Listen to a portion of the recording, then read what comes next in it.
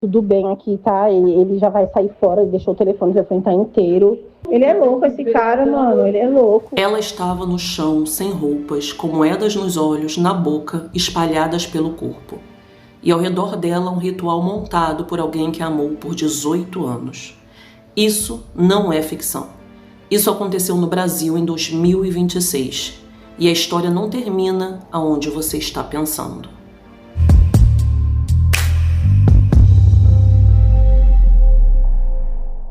Sejam bem-vindos ao canal Serial Crimes, e se você está aqui pela primeira vez, já se prepara. A gente não suaviza a realidade. A gente conta a verdade do começo ao fim, sem nenhum filtro. O caso de hoje envolveu uma mulher de 34 anos, empresária, batalhadora, cheia de vida, encontrada morta dentro do próprio apartamento com uma encenação que deixou até os peritos sem palavras. Mas aqui está a pergunta que vai ficar na sua cabeça o vídeo inteiro. Quando o assassino foi preso e confessou tudo, por que ele disse que estava fazendo um favor a ela? Fica até o final porque o desfecho dessa história é tão perturbador quanto o crime em si. Aproveita logo, já se inscreve aqui no canal, ativa o sininho, compartilha esse vídeo, porque esse tipo de história, ela precisa ser contada. E bora começar. Bárbara Denise Folha de Oliveira tinha 34 anos e morava no bairro Samaritá, em São Vicente, uma cidade na Baixada Santista a cerca de 70 quilômetros da capital paulista. Era dona de uma clínica de bronzeamento, construída com muito esforço e dedicação. Quem conhecia a Bárbara descreve uma mulher que entrava em qualquer lugar e iluminava o ambiente. Alegre, expansiva, que nunca se deixou abater pelas dificuldades. Ela havia financiado o próprio apartamento, um sonho conquistado com muita batalha, e sua clínica estava em plena ascensão, com uma clientela crescendo a cada semana. Por fora, Bárbara parecia ter tudo caminhando. Por dentro, ela vivia um pesadelo que durava quase 2 décadas. O pesadelo tinha nome: Manuel Ferro de Mello. A Bárbara e o Manuel, eles se conheceram ainda jovens e eles ficaram juntos por 18 anos, mais da metade da vida dela. Desse relacionamento nasceu um filho, hoje com 14 anos, mas esses 18 anos não foram uma história de amor. Foram uma história de controle, violência e medo.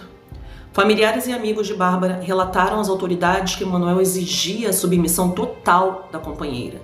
Quando algo desagradava, as agressões físicas eram frequentes. Em uma das ocasiões mais brutais, ele chegou a usar uma corda para asfixiá-la. Manuel também não era um homem sem passado. Ele acumulava quase uma década de prisão nas costas. Havia sido condenado por roubo à mão armada e porte ilegal de armas de fogo. Crimes que lhe custaram quase 10 anos dentro do sistema penitenciário. Quando saiu, não saiu como alguém que havia se reabilitado. Saiu em liberdade provisória, com a pena ainda em aberto. E pouco tempo depois de retomar a liberdade, as ameaças contra Bárbara recomeçaram. Cerca de 3 meses antes do crime, algo mudou na dinâmica do relacionamento. Manuel saiu de casa. Segundo relatos das pessoas próximas a Bárbara, ele teria começado um novo relacionamento com outra mulher. A identidade dela nunca foi divulgada publicamente pela imprensa. Mas, em vez de encerrar o vínculo com a Bárbara de forma definitiva, o que Manuel fez foi o oposto.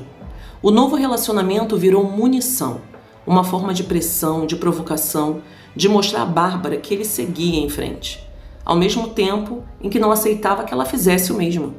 As ameaças não pararam com a separação.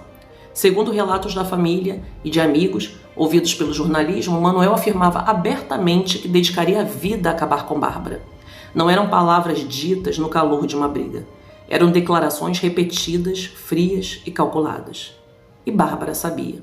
As amigas sabiam.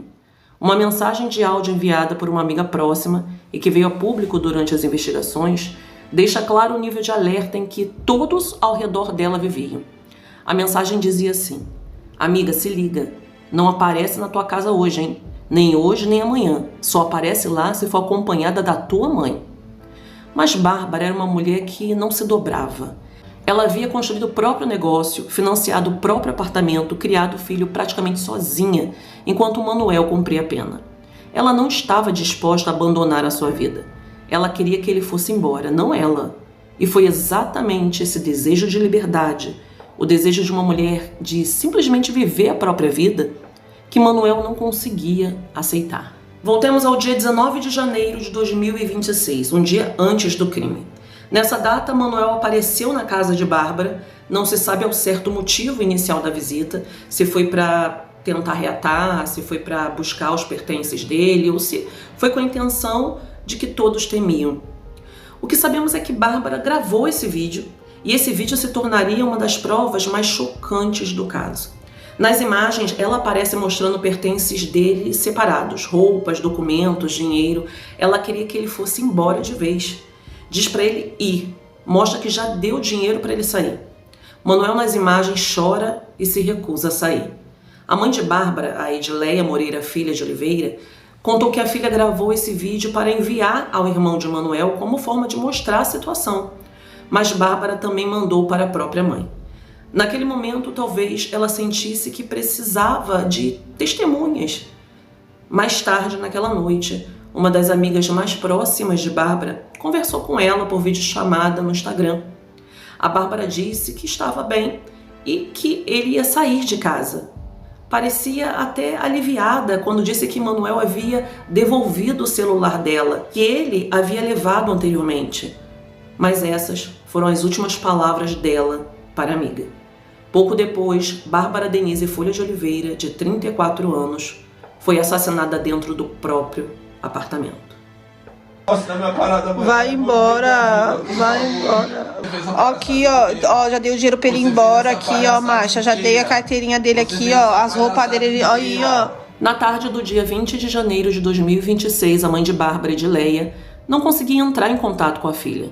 Preocupada, foi até o apartamento no bairro Samaritá, na rua Luiz Ferreira Saturnino, em São Vicente. O filho de Bárbara, o adolescente de 14 anos, que era filho do casal, estava com ela. Quando entraram no apartamento e chegaram ao quarto, encontraram Bárbara caída no chão. O rosto dela estava ensanguentado, o cabelo desalinhado. Edileia tentou acordá-la, sacudiu, chamou pelo nome. Quando percebeu que a filha não respirava, tentou reanimá-la. Não foi possível. O neto ligou imediatamente para a polícia. O que os peritos encontraram naquela cena ficaria gravado na memória de todos que tiveram acesso às fotos da perícia. Bárbara estava sem roupas. A causa da morte foi esganadura, estrangulamento manual. Ao redor do corpo e sobre ele havia itens dispostos de forma deliberada e calculada.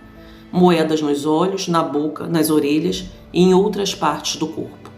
Um par de alianças dentro de uma caixinha como se fosse o encerramento formal de um casamento.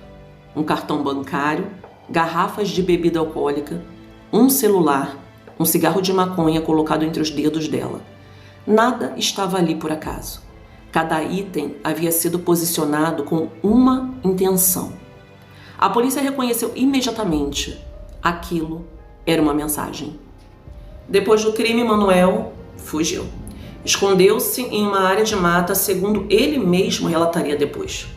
Por 2 dias, a polícia procurou intensamente. Mas Manuel sabia que estava encurralado. E não apenas pela polícia. O delegado Rogério Nunes Presuol, da Delegacia da Defesa da Mulher de São Vicente, revelou em entrevista que Manuel tinha consciência de que o crime que havia cometido era brutal demais e que isso tornava um alvo também dentro do mundo do crime. E no dia 22 de janeiro de 2026, 2 dias após o feminicídio, Manuel Ferro de Mello pegou um telefone e ligou para uma equipe de polícia militar. Confessou o homicídio. Disse que queria se entregar. Foi localizado e preso no bairro São Mateus, na zona leste da capital paulista. Na delegacia, ele não apenas confessou, ele explicou cada item da cena do crime com uma frieza que deixou todos perplexos. As moedas nos olhos, ele disse que era para garantir a passagem da Bárbara para o mundo espiritual. E isso é uma referência à mitologia grega de Caronte, o barqueiro que transportava as almas dos mortos pelo rio Estige e que exigia uma moeda como pagamento. Segundo ele, estava fazendo um favor a ela. As moedas espalhadas pelo corpo, ele disse que Bárbara sempre dizia que não queria mais o relacionamento, que só queria paz e dinheiro. Então ele deixou moedas pelo corpo todo dela. O cartão bancário e as moedas extras, segundo investigadores, seria uma forma de humilhá-la mesmo após a morte, uma ofensa simbólica. As alianças na caixinha, o ponto final no casamento que ela já havia encerrado e que ele jamais aceitou. Manuel foi preso temporariamente e a justiça decidiu pela manutenção da prisão considerando a gravidade dos fatos. A previsão era de que ele respondesse por feminicídio com agravantes, pena que poderia ultrapassar 40 anos de prisão. A polícia aguardava ainda o laudo do ML para saber se haviam outros crimes, como tortura, vilipêndio ao cadáver, seriam incluídos na denúncia. Ele foi transferido para a penitenciária de Tupi Paulista, no interior do estado de São Paulo, onde ficaria em cela isolada. Por quase 3 meses, o caso ficou nos arquivos da Justiça, avançando nos trâmites legais. Bárbara havia sido sepultada em São Vicente em meio a muita comoção. Amigos e familiares pediam justiça. O filho de 14 anos havia perdido a mãe e viveria para sempre com a memória daquele dia. Então, na sexta-feira, dia 3 de abril de 2026, a notícia chegou. Manuel Ferro de Melo foi encontrado morto dentro da cela onde cumpria a prisão na penitenciária de Tupi Paulista. Ele estava sozinho. A Secretaria da Administração Penitenciária confirmou o fato e abriu um procedimento interno para apurar as circunstâncias. A perícia foi acionada, um boletim de ocorrência foi registrado e o caso foi classificado inicialmente como morte suspeita pela Delegacia Seccional de Tracena. Mas havia um detalhe que transformou a notícia em algo ainda mais perturbador. Uma escrita no chão da cela, possivelmente com uma moeda. Segundo informações apuradas pela imprensa, havia uma frase. E a frase dizia o seguinte: Jesus morreu pela humanidade, eu morro pela Bárbara. Todos os indícios apontam que Manuel tinha tirado a própria vida. O mesmo homem que disse ter colocado moedas nos olhos de Bárbara para garantir a passagem dela para o mundo espiritual. Usou seus últimos momentos para escrever o nome dela no chão de uma cela. O caso segue sendo investigado em suas 2 frentes: o feminicídio de Bárbara e a morte de Manuel dentro do sistema prisional. Bárbara Denise Folha de Oliveira tinha 34 anos, era dona de um negócio próprio conquistado com muito esforço. Ela tinha um filho, tinha amigas que a amavam, tinha um apartamento financiado com batalha, tinha um futuro inteiro pela frente. E foi assassinada dentro da casa que ela mesma comprou, por alguém que afirmava amá-la. O que os registros desse caso nos mostram, os áudios, os vídeos, as mensagens das amigas, é que havia sinais. Havia medo, havia pedido de ajuda, e mesmo assim a tragédia não foi evitada. Não cabe a este canal julgar decisões judiciais, nem fazer afirmações sobre o que deveria ou não ter acontecido no sistema prisional. O que cabe e o que nos cabe como sociedade é olhar para esse caso e perguntar: quantas Bárbaras estão vivendo agora com medo dentro das próprias casas? O feminicídio não é um crime que nasce do nada. Ele é precedido por ameaças, por violência, por controle. E quando as pessoas ao redor enxergam esses sinais, o mais importante é não silenciar. Que a memória de Bárbara Denise seja preservada com dignidade. Que o filho dela, que perdeu a mãe de um jeito que nenhuma criança deveria jamais perder, encontre apoio e acolhimento. E que nós, como sociedade, continuemos exigindo que casos como este não fiquem no esquecimento. Se você conhece alguém em situação de violência doméstica, o número de denúncia é o 180, Central de Atendimento à Mulher, disponível 24 horas, sigiloso e gratuito. Pessoal, até o próximo caso e que cada história contada aqui no canal Serial Crimes sirva de alerta para todos nós.